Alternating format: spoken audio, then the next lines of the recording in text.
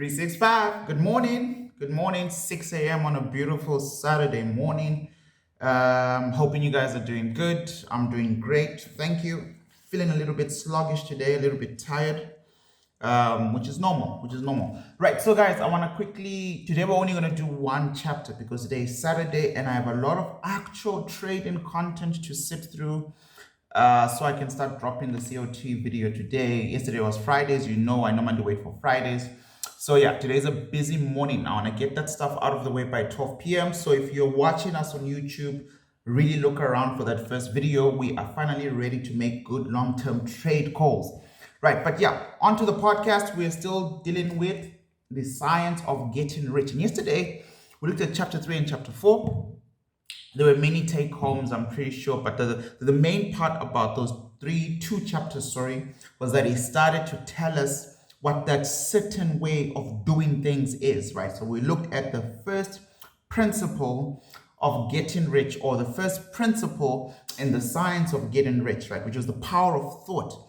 And I just wanna quickly go back to the quote that I did say was our take home. He brought it back twice in one chapter. So I think it's very important. Three times. He brought it back 3 times in one chapter. And here's the quotation. There is a thinking, stuff from which all things are made, and which in its original state permeates, penetrates, and fills the interspaces of the universe. A thought in this substance produces the thing that is imagined by the thought. A person can form things in his thought, and by impressing his thought upon formless substance can cause the thing he thinks about to be created, right? And I'm just going to leave our summary there. I think it's very important. I was talking to a good friend yesterday, last night rather. He's become a good friend. Started off as a student, and I haven't done any one-on-ones with 365 students yet.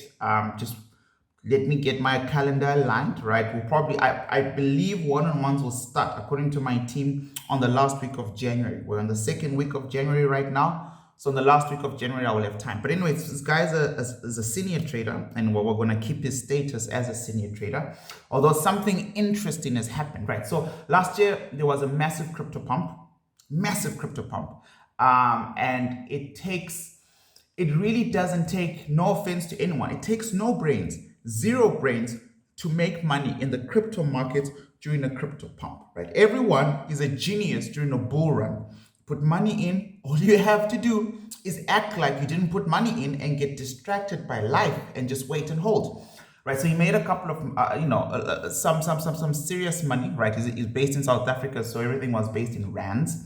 This was like October, November, and then he kind of like disappeared, which is fine because I don't see all my senior traders all the time, although I do live stream for them during the day New York session because of the concept of masterminds, right? So you must hang around with people who are striving for the same thing, or you're the sum total of the first 5 people you spend the most time with, or what Napoleon Hill called the mastermind concept, right? So that's what I create in the senior traders group. So he kind of like disappeared in November. I remember in November, because normally when I stream, there's about 96 people or 96 senior traders normally, and it dropped to like 90 because it was the end of the year. But he was one of the few people who was missing, and he's our captain for AUD, right? So Australian dollar. He's into that kind of stuff. He's into that whole Pacific trade stuff. So China, AUD, NZD, etc. So he kind of like disappeared, which was fine.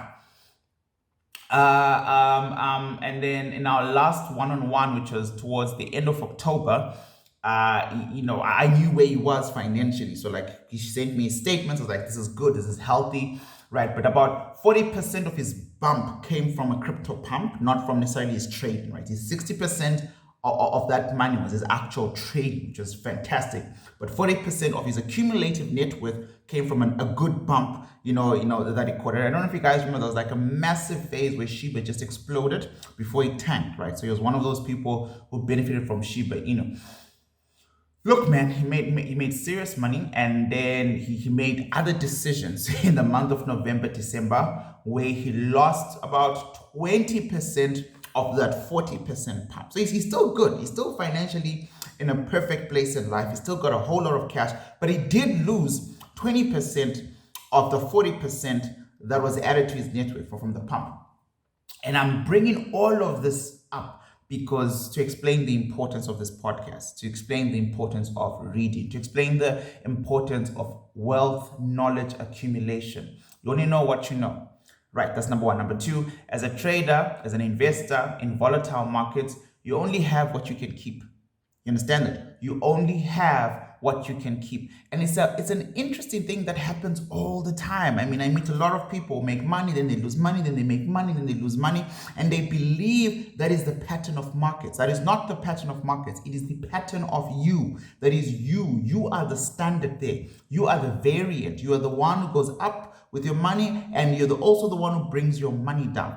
The podcast I'm trying to design it around the stuff, around trying to hack your brain. You want to make money so you can keep the money. You want to keep the money so the money can make more money for you. All right. So this podcast is accumulatively important. You know, there are many times I bump into traders who quote Warren Buffett, and I'm like, yeah, you guys know Warren Buffett reads about 500 pages a day. The common book, most industry, predefined publishing books about 200 to 300 pages. That man sits down to consume at least 2 very good books a day or a whole lot of balance sheets a day, right? And that's the person you want to become. This is the habit you need to develop to become that person.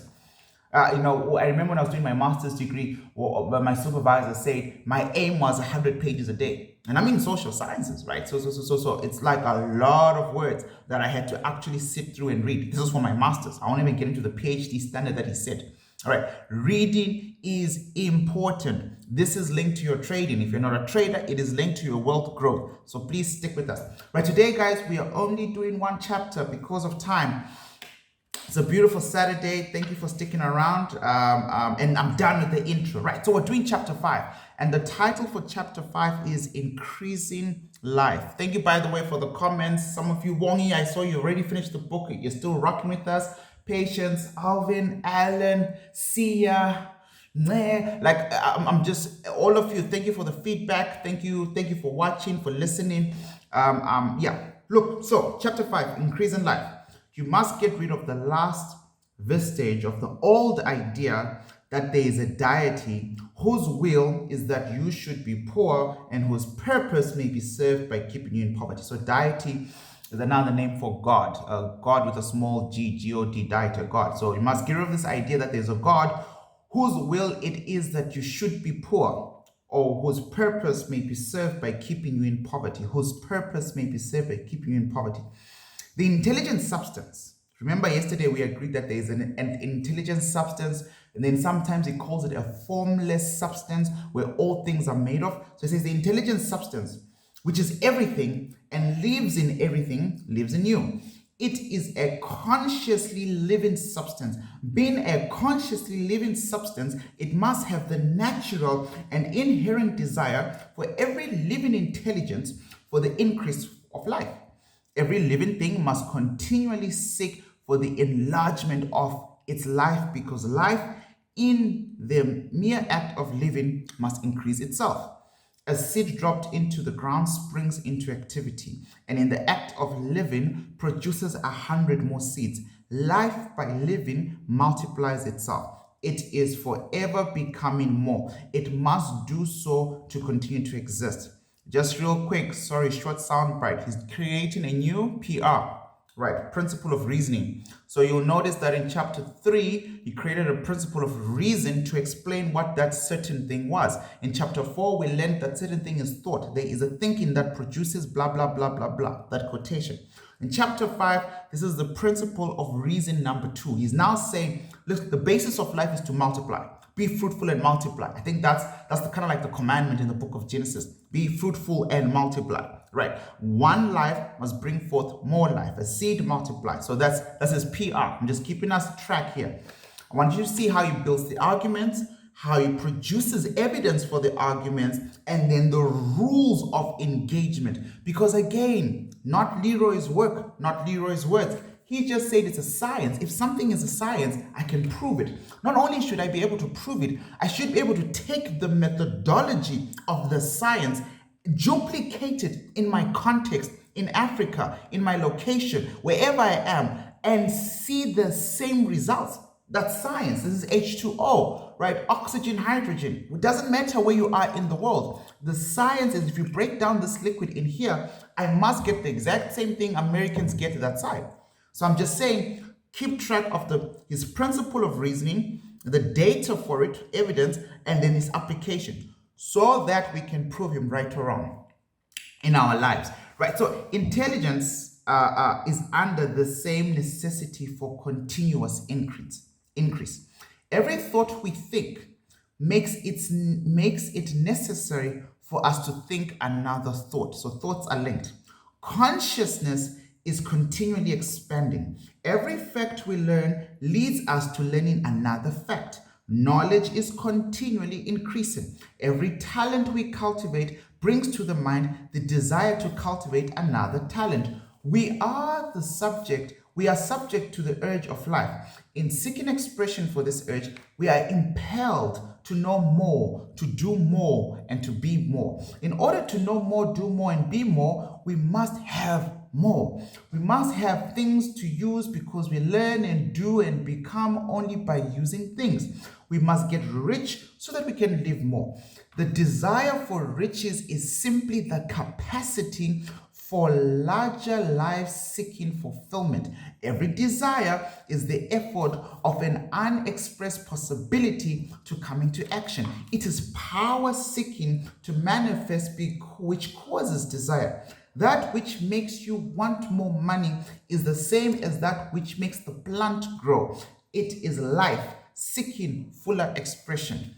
I don't think I need to unpack that, guys. I mean, if you've ever been through the ladder, you know, the ladder is, if you ever had 100 rands and you figured out how to live off 100 rands, and then somehow you got blessed in life and you started living off 1,000 rands, the capacity to do more with 1,000 rands is amazing. It's better than 100, but it creates the desire to do more with 10,000. Have you ever stayed in a very dingy place, then moved out of that dingy place to stay in a better dingy place, only to want to move out of the better dingy place, etc.? You ever looked at your childhood and you didn't like the schools that your parents took you through, and so you fundamentally vow that your children will go to a better school? This is what he's saying, as far as I can tell, is just part of life. It's very important and normal part of life. Now, the one living substance must be subject to this law for all of life. It is permeated with the desire to live more. That is why it is under the necessity of creating things, because the substance desires to live more in you. It wants you to have all the things you can use. It is the desire of God that you should get rich. He wants you to get rich because he can express himself better through you if you have plenty of things to use in giving him expression. He can live more in you if you have unlimited command of the means of life. The universe desires you to have everything you want to have. Nature is friendly to your plans. Everything is naturally for you. Make up your mind that this is true. Make up your mind that this is true. It is essential, however, that your purpose should harmonize with the purpose that is in everything. You must want real life, not mere pleasure or sensual gratification. Life is the performance of function, and the individual really lives only when he performs without excess every function, physical, mental, and spiritual, of which he is capable. You do not want to get rich in order to live swinglishly for the gratification of basic animal desires. That is not life. But the performance of every physical function is a part of life, and no one lives completely who denies the impulses of the body and normal and heartful expression. You do not want to get rich slowly to enjoy mental pleasures, to get knowledge, to gratify ambition, to outshine others, or to be famous.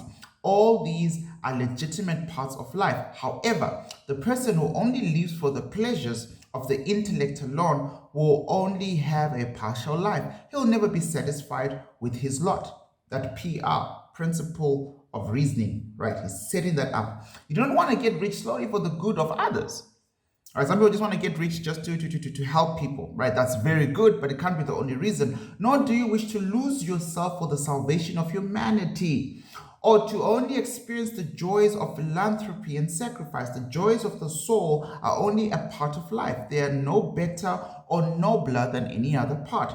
You want to get rich so that you can eat, drink, and be merry when it is time to do these things. You want to be rich so that you may surround yourself with beautiful things, see distant lands, feed your mind, and develop your intellect. You want to be rich so you may love people, do kind things, and be able to play a good part in helping the world find the truth. That's what I'm doing here. The last part. This is why I do this. No one did it for me in this way, but I needed this 4, 5, 6 years ago. I needed this, right? So there. But remember, the extreme altruism is no better and no nobler than extreme selfishness. Both are mistakes. Get rid of the idea that God wants you to sacrifice yourself for others, that you can secure his favor by doing so. It used to be a big weakness of mine. God requires nothing of the kind.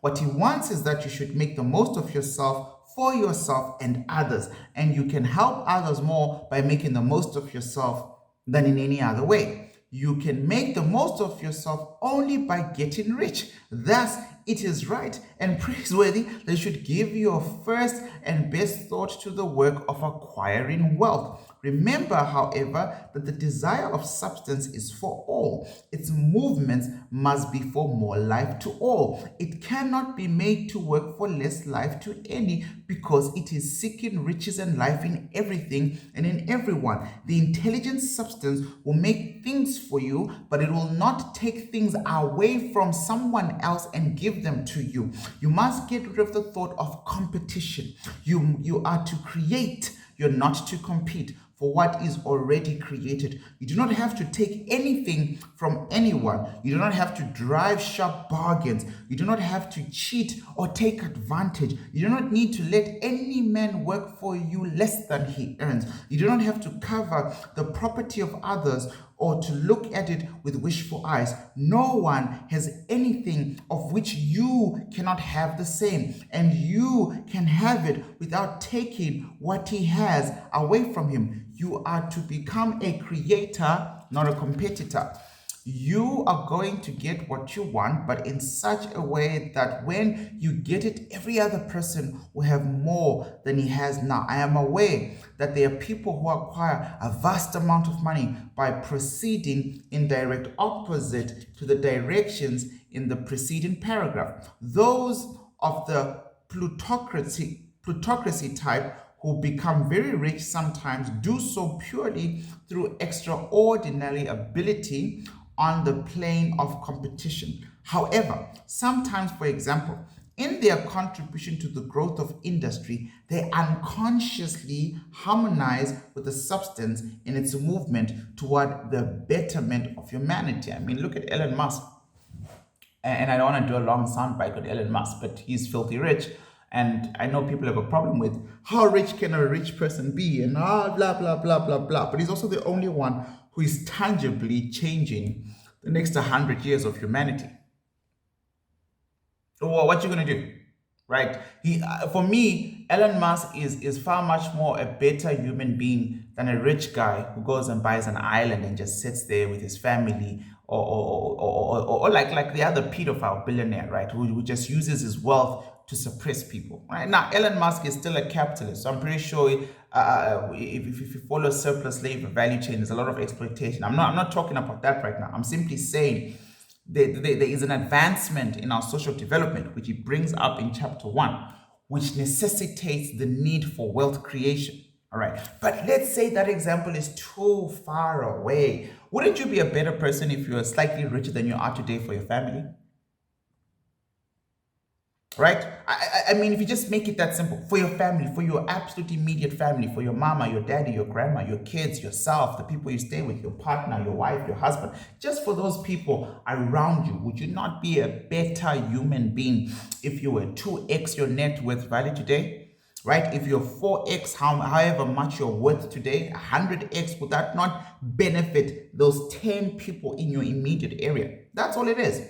right? So for the betterment of humanity, Rockefeller, Cunningham, Morgan, and et al. Have been the unconscious agents of the supreme power in the necessary work of systematizing and organizing productive industry. Their work has contributed immensely toward increased life for all. They helped to organize production and were soon succeeded by the agents of the multitude who organized the machinery of distribution. The multimillionaires are like the monster reptiles of prehistoric eras. They play a necessary part in the evolution process, but the same power which produced them will dispose of them, and it is well to bear in mind that they have never been really rich. A record of the private lives of most of this class will show that they have really been the most abject and wretched of the poor. Riches secured on the competitive plane are never satisfactory and permanent. They are yours today and another's tomorrow. Remember, if you're to become rich in a scientific and certain way, you must rise entirely out of competitive thought. I don't compete with no one. Don't compete with no one. You must never think for a moment that the supply is limited, the supply of that formless substance. You drop into the competitive mind the moment you begin to think that all the money is being cornered and controlled by bankers and others, that you must exert yourself to get laws passed to stop this process. Your power to cause creation will temporarily disappear, and what is worse, you will probably arrest the creative movement you have already instituted. Know that there are countless millions of dollars worth of undiscovered gold in the mountains of the earth. Know that if there were not, more would be created from the thinking substance to supply your needs. Know that money you need will come, even if it is necessary for thousands of people to be led to the discovery of new gold mines tomorrow. Never look at the visible supply, what you can see, what you can see, what you can see. Never look at what you can see. In the previous chapter, I spoke about never be fixated around your current situation, your permanent situation, the appearance of your situations. Rather, I've lost it now. Never look at the visible supply. Always look at the limitless riches in the formless substance, and know that they are coming to you as fast as you can receive them. Yesterday, I read you guys the first paragraph of my affirmations. In the last paragraph, I talk about this small point here when I'm affirming myself as fast as I can. I'll get what I want at the rate and at the pace. See, remember, I'm a trader. So I say I want this amount of money by the end of the year. But my last paragraph, let me just quickly find it for you. So I talk about so you have to give something. You have to give. For me to get this money back, I must give something. All right. So Napoleon Hill talks about this, but we'll get through his book this year. We're going to read all these books, right? So that you finally know what I know, and then we master that stuff together, right? But there's a whole paragraph that I did yesterday in yesterday's podcast, and then my affirmations continue.